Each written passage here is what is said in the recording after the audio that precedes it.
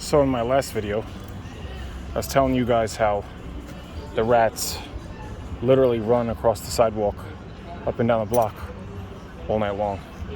So I cleaned up the whole entire neighborhood. I cleaned up under my truck, I cleaned up across the street, I cleaned over here, I cleaned over here, I cleaned the whole block. I even cleaned all the way up. I cleaned all the way up, even where they're parking now. I cleaned this whole block, took all the dirt, all the sand, took every pile of whatever, because we're at the bottom of like a really steep hill. So, so what I did was, there was a giant, massive. I mean, oh my God, it was all underneath my truck. It was massive. There was a whole bunch of stuff here. So, you can't really tell. It was all underneath my truck. So I cleaned up like all of the stone, all the sediment and everything that was here. And what I did was I put it all on the side of the container, because what I kept having a problem with is the New York City rats. Man, they're vicious. So I took steel beams that I found on a construction site, just garbage, scraps, and I took them all and I laid them all down up against the container, down on the floor. I put stone down and I leveled it all out nice and clean. And then I put a whole bunch of, like a couple layers of these beams. I overlapped them in the connecting spots.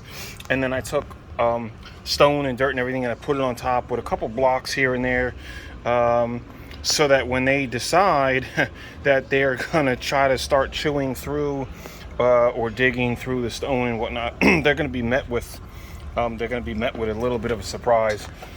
And this is just one of those odd places where I couldn't, when I had this container put here, I just couldn't get it up against this this old footer foundation. So there's a gap here, and it's really been the bane of my existence for a long time.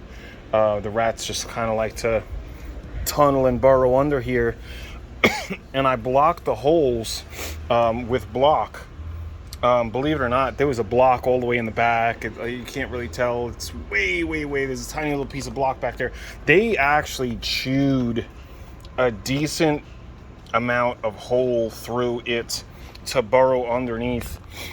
So that's why it was just so paramount that I actually work on coming up and formulating a different plan. I was just going to come in here and I don't think they like to chew through sand, but I could be wrong. I don't know, but I just want to make this as inconvenient as possible for them.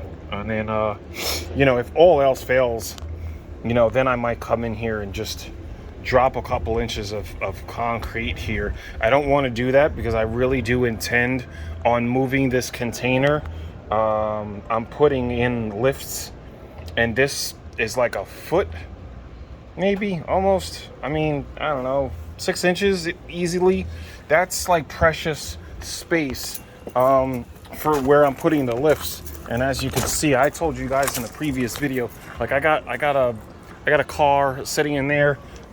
It's actually the identical car to this one right here. It's the same exact car.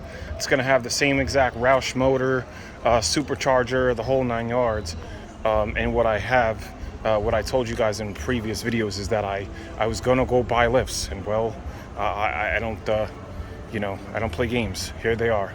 And so what I have to do is I have to clear this whole space out. I almost got killed just recently. I got T-boned really bad.